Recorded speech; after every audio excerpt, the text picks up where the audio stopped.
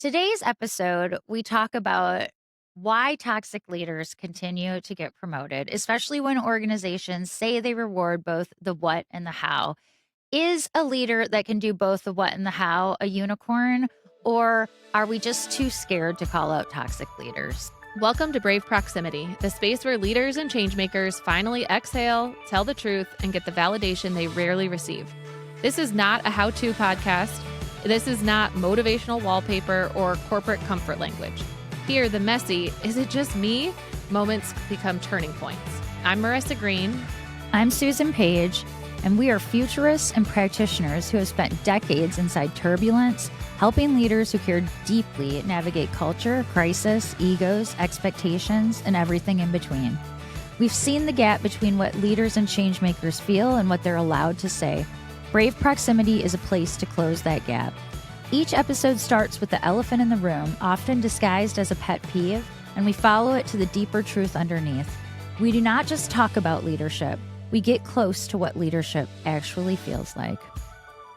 It only takes one toxic leader to break a culture.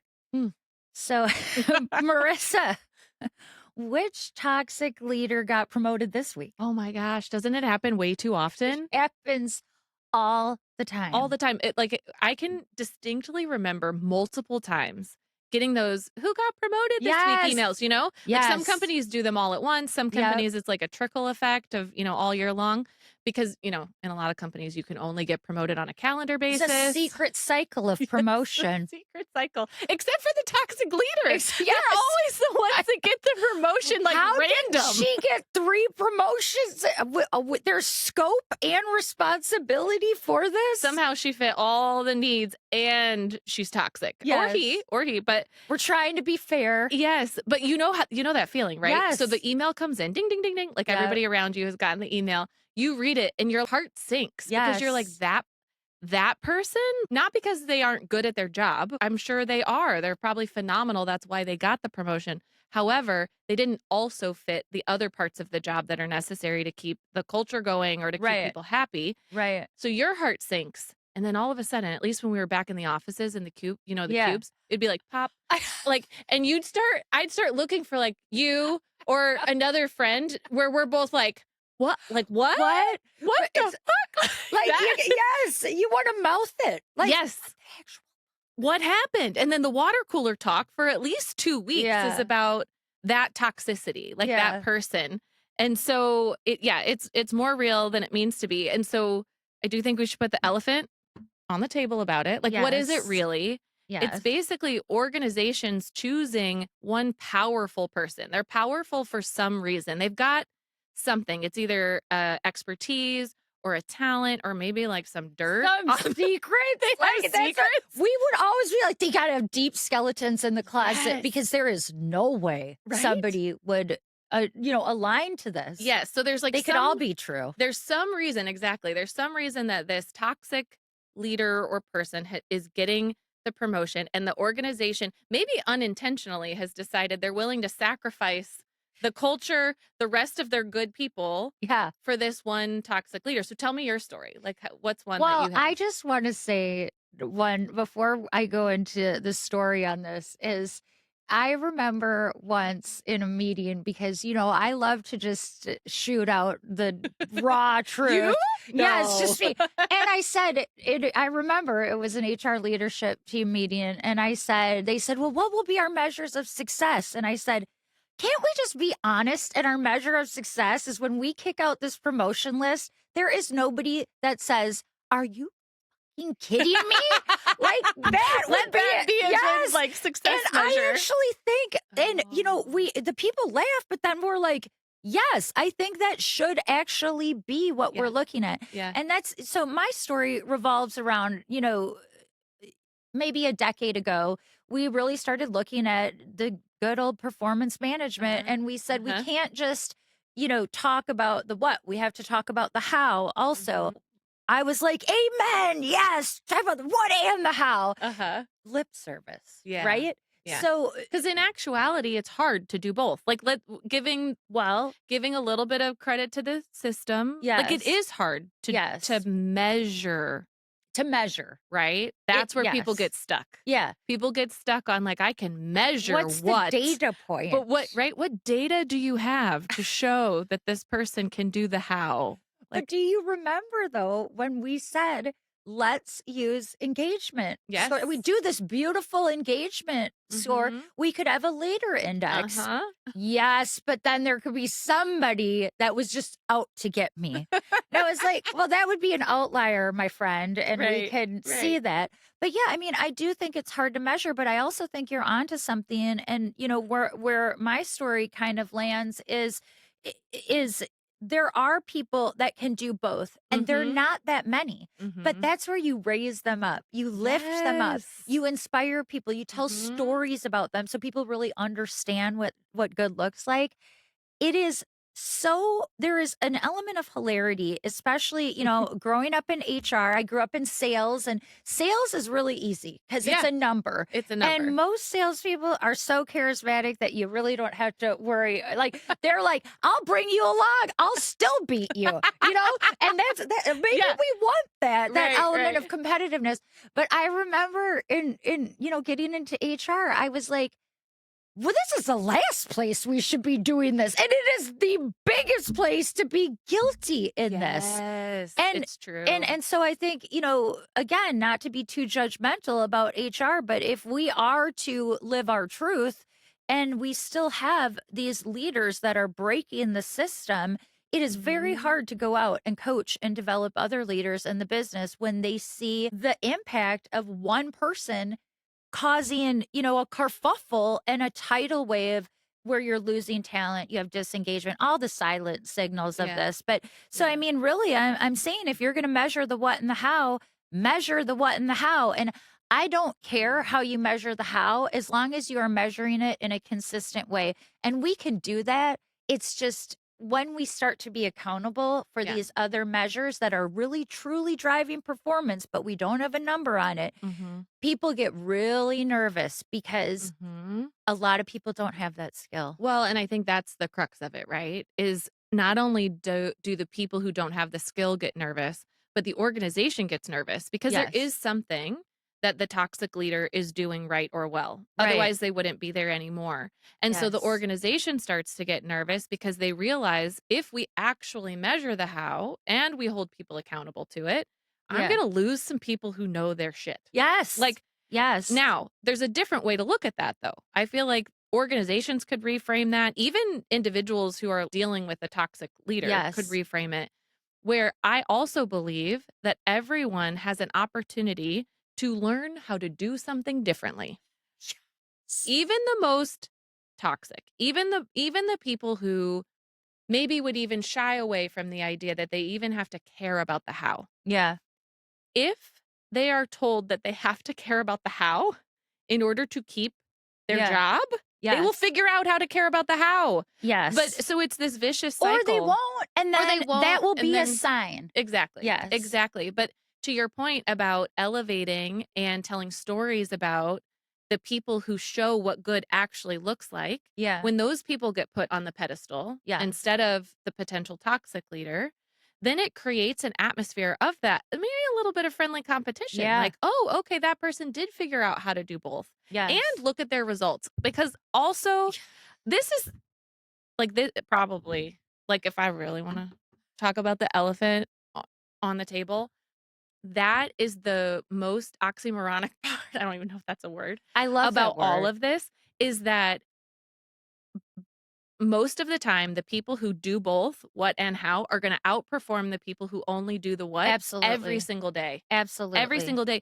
They just usually do it quietly. Yes. They're not and they don't leave a wake of bodies in the way. And so, which is unquiet, right? Right. Like if I have a Dyson vacuum versus, I don't know, like my mom bought one of those vacuums that I literally think you have to like get a semi to bring it in. It's like so big. I love it. And it's like the old school ones that plugs into the wall. Yes. It's good, but it's so noisy. And I'm like, I want to use the Dyson because that's very silent and does a great job. Exactly. The silent hero of the organization who doesn't get the credit, doesn't get put on the pedestal, and their team stays and continues to perform. Meanwhile, the like Yes. wave of shit is following the toxic leader and they get to keep their position. And, it's hard, but needs to Well, be dealt with. and, when I've dealt with these individuals, and there is an element I've reframed, my superpower is, and I think, yours too, you're good about this, is like connecting with people and telling them the truth. And I often say, like, we can do this the easy way or we can do this the hard way. Mhm. 9 times out of 10, a leader like this will be like, no, tell it to me. I want the truth. I want it. Yes. And they are not ready for the truth. Mhm. They are not ready for the truth. And Mhm. a lot of times I'm like, I also think you should get a therapist. I know we bring this up a lot, but these leaders, an element of where they're at is, I think there is a lack of self awareness, Yep. but I also think they're very afraid to see the truth because they don't know how to move Right. forward with both ways. And heaven forbid, often high performers, Uh-huh. that they say, I need help. Right. Right.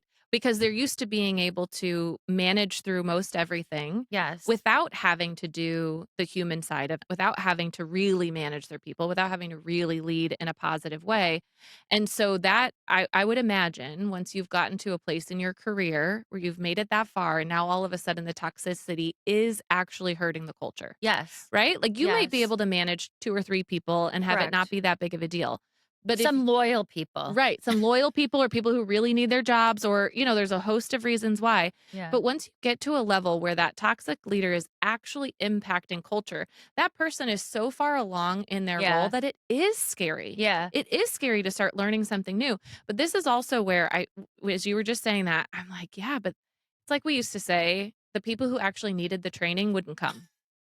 They wouldn't come most of the time because they didn't know or because it Right. was scary. No way did they want to go be in a room of people and show that level of vulnerability around how No. little they actually wanted to or cared about or knew how to do those more softer side. Yes. But I am a big believer that right now, like Yes. we are at the cusp. We have this entire element of business that is going to shift partially Mhm. because of technology, partially just because businesses have to shift. Like it Yes. is time for it to shift. Where if you are a leader who has been hiding, you've been hiding from the how. Yes. You've been sneaking through. Maybe Yes. you're not even toxic. Slunking, Yes. slinking through the dark Right? of, I have to be a human. Right? Heaven forbid.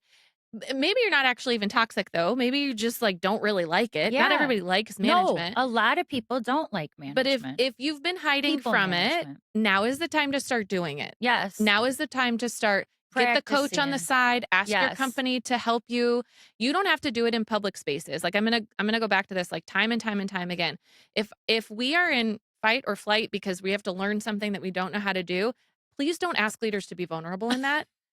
Please do not put them in a room with the CEO where now all of a sudden they're supposed to like bare their souls of how they don't know how to manage people after they've been in the industry for 25 years. Like, come They on. just got a promotion, for Christ's sake. I Exactly, mean, like, don't put them They're on not the closing spot. the door on that bonus. They want the bonus. So create a safer space for them to be able to do it. Yes. Those are the people that need coaches. Yeah. Not Yeah. whereas it seems like it's always the other way around.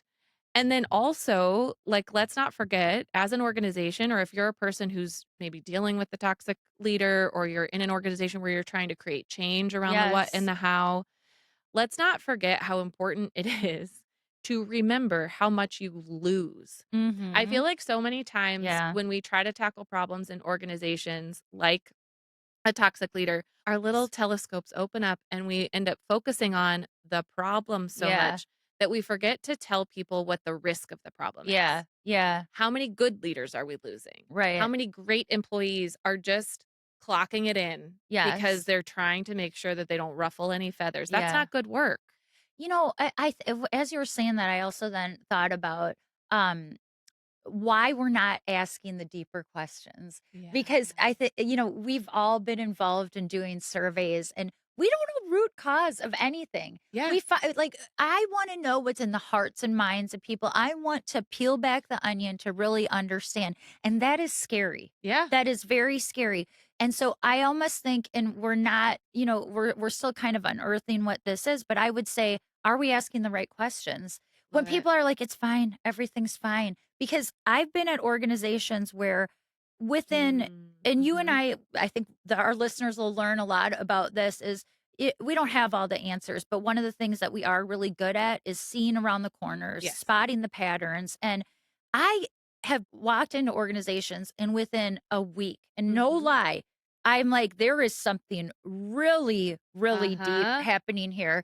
And it was opening the floodgates of not just, enabling people to tell their truth and talk about how they felt. Like it was, they were bleeding talent in these Mm. organizations. And Mhm. have you ever talked to somebody and asked them one question and it was like nobody's ever asked them Yes. like as simple as, "Hey, tell me about how you've, grown your career here." Mhm. And I was like, "How many days do you have?" You Yeah. know? Yeah. And so Yeah. but that's a leader's opportunity too, is if you are coasting along even as a good leader, Mhm. you know, look at your surroundings. What are you losing? Yeah. What could you be better at? Toxic leaders, they don't do that. They're not, No. they don't, No. they're not curious. And you're a big fan of Ooh. curiosity Big fan in of this. curiosity, and I think that's what helps. Look, I have all the empathy in the world for when people put themselves in positions of doing something that they don't want to or Yes. that they find really scary. So Yeah. I can have a lot of empathy for a toxic leader or somebody who's calling it in. To get them to be curious is Yeah. a big deal. It is a It's a big big deal. deal, and it's also where I come back to, then there has to be some kind of, 1, support, and 2, pressure. Yes. It's Yes. it's like the quiet, accountable pressure of, "It's not an option. It's not an It option." isn't. And Yeah. also, "Here's what I'm going to do to support you." Yes. Right? And so if you're and I feel for HR leaders in this, because this is not, I mean, even though we've had shared experiences around what and how, it is not unique to any one organization. No.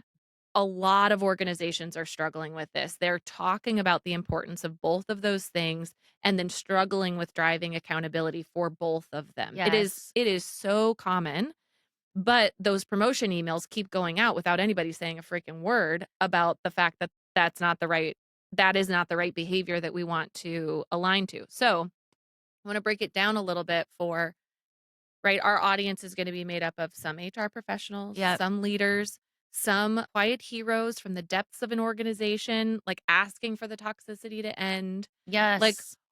what can we reframe? What questions can we ask? Like, how can we start, like, ticking away at this knowing that it's such a prominent problem inside organizations? Well, I want to talk about that, and then I want to frame this too. Is Mhm. I and I'm saying this in a little bit of a joking way, but it's a sad way, is how much of your talent that leaves is regrettable under this leader? Because what I Mm. see is that there's regrettable talent all over in the organization, but under this leader, they never have regrettable talent. It's a, When no. you Well, why? Because it's subjective. They, like, Yes. sit in the room Yes. and they're like, Yes. "No, no, that You're person, well, yeah, that was a okay No, that loss. was a That good was a good loss. That was a loss." good Yeah, and a yeah. month before, it was not. And Mhm, so I mhm. think we can also, there are questions to ask oneself or as a leader of that leader to hold that person accountable. Yeah, But yes, I think, yeah. what are we kind of talked about, what is happening and what is the price that we pay of Mm. this. So what how do we reframe it? How do we think about it? Or Um can we? I know. I mean, we've talked a lot about in this podcast and, like, prepping for it, about how there are going to be some things that we can solve, right? Like, Yes. we're all working in systems, whether it's a company that you are in as an employee, whether you're supporting clients, as a consultant, there are going to be some problems that you can tick away at and try to solve, and there Yeah. might be some that aren't solvable. I like to think this is a solvable one, Yeah. but I do think it's It's complex. very complex, I and think it depends on the culture of the organization like we're Yeah, talking about. yeah. One thing that I do think is important is that you don't sit in silence on this. Yes. You just don't sit in silence on it. Mhm. And Mhm. sometimes it could really affect your career.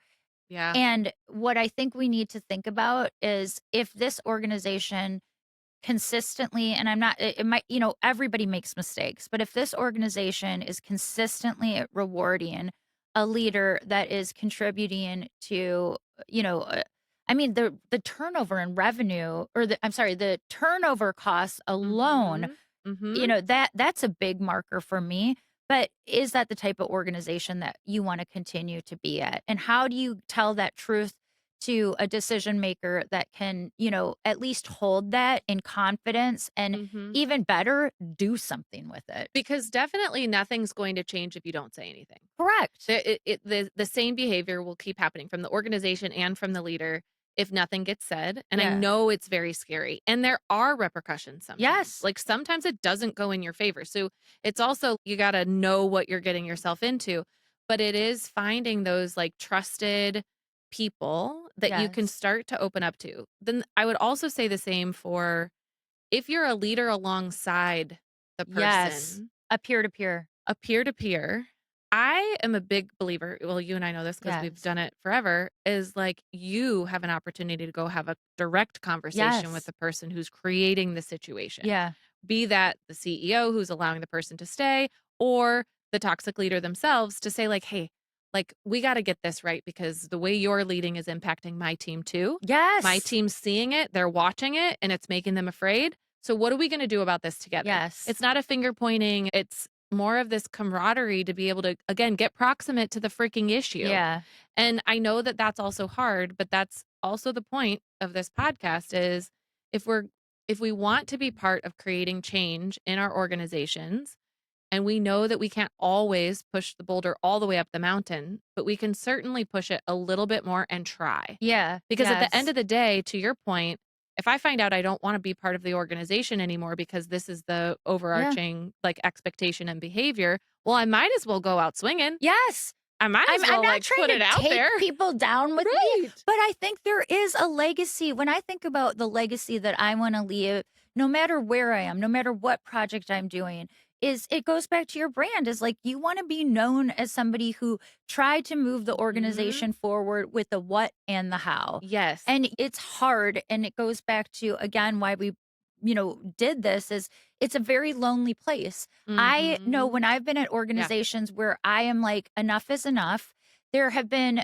there was one person or two people that needed to have the courage to call this behavior out, and then others got behind it. And sometimes you're just the catalyst to move this forward. Yes, you might be, part of the uh, you know, part of exit Backlash. strategy. I Yeah. don't know. But, Mhm. that is where, again, the human piece appears. And, it's not performative. It is, we need to solve for this. Yeah. I go back to also the cost of this is only going to get higher. Yeah. We know Yeah. that leaders that lead without exhibiting the how we cannot continue to, cultivate that type of leadership because the next layer, I mean, even today, we Yeah. need the human side of things. I Yeah. also want to say this is, do you remember how we would sit in meetings and we would say, give me an example of somebody who doesn't get shit done that is really good at creating the culture and nobody could think of Nobody. that. Nobody Nobody. could think That of was always that. such a hot topic. That's actually let's put that on like another Yes. episode because I'm realizing we're um I don't actually know how long we've been going, but we probably need to get to the ending part of this. Yes. So let's tag that for a future episode. The whole idea of um it people also believe the same to be true on the flip side. We don't Yes. think that somebody who knows how to do the what can also do the how when I Yes. believe that they can and they Yes, they should. can. And on the Yes. flip side of that, you'll hear tons of stories about how that person's really kind and nice and they create a great culture with their team, but they don't actually get anything done. Like that's not true either. That's Like not people true either. also on the flip side can do both. So let's hold them accountable for doing both. Yes. That's what it we comes down to here is I think what we're saying is it's rare when somebody can do the what and the how well. Yeah. And if that is your ethos in the organization, you need to hold steady to that. Yeah. You need to Yeah. hold true to that. And help people reach that. And help people reach that. And so when we think about like what is the shift and what are some ways that, ourselves and the listeners can think about, well, now what? What do I do? Is we have something powerful here about again, we don't want to say oh, Marissa, you're awful. We want to name the behavior is yeah. you be, Be open and honest about be it. open and honest about it. And I love what you said about peer to peer because there is something organization. I must say something that everybody is, you've never heard this before. Organizations are still hierarchical. But whatever you're That's an episode. navigating, you got to come at it in a certain way. And again, we don't want you to work so hard to be performative, but if there is a little bit of office politics, I think the peer-to-peer way is great. If you're a little more ballsy and you're like, listen, I can't work here if this is the way it's going to be, then name the truth. Yeah. Find name the somebody you truth. trust and name the truth. Don't be the quiet quitter or the person who just exit and doesn't say what the real problem was. Right. I understand that feels so much safer and you don't want to burn bridges. I absolutely understand all of that. But if you're a change maker, Yes. if you're someone that wants to Yes. see something get better, even as a result of your legacy, even if it's as you go out the door, Mm-hmm. find a way to say the true thing and allow yourself to feel good in having done that. Yep. Um, Yes. So we want to hear more from our audience on this topic too. And per usual, you can find us on the Performative LinkedIn stage and maybe one day on a hotline. We don't know yet. But stay tuned for our next episode. We'll see you soon. See you soon. Thank you. Thank you. Okay, Susan, this has me thinking about like the garbage pail kids. Like I like toxic leaders are like garbage pail kids. They are the garbage pail kids of leaders. Can we name them? Let's name. So as this is so great that you're saying this because I said our lovely chat GPT who said, hell yes. This is great. Here's some names of garbage pail. I love it. And these are the nuclear toxic leader nuclear. edition. Chat got fancy. Chat got real fancy. Ghost Decision Greg, who makes calls in hallways and denies them in meetings. We all have this weaponized nice Nate, just asking questions while burning you alive. Oh, nice Nate. I take it to an even better one. Threat level Theo, motivation by fear, surprise, firing, and vibes. Vibes. Here's the psychological warfare series. Oh my God. Chat had so much fun with it. I know. Withholding Walt. Information is currency. So silence is the punishment. Oh. This is one that you're going to love. Because I don't like standards and you don't like standards. Shame-based Sharon. Public humiliation disguised as standards. These are our standards. These are our standards. And you're not meeting them. Okay, one more. Shame on you. This is really good. Is career limiting, soul draining, org killing rares. Like I love it when you get a rare card. Yeah. So I've had this. Feedback punishing Paula. Ask for honesty. Destroys the messenger. I one time have to say, tell me what you really think. Yes. You bitch. Yeah. What? You said that to me? Okay, and then one more is the ultra rares. Culture eater Evan destroys psychological safety, then launches the company's values campaign. And then last one, because this is specific to our podcast.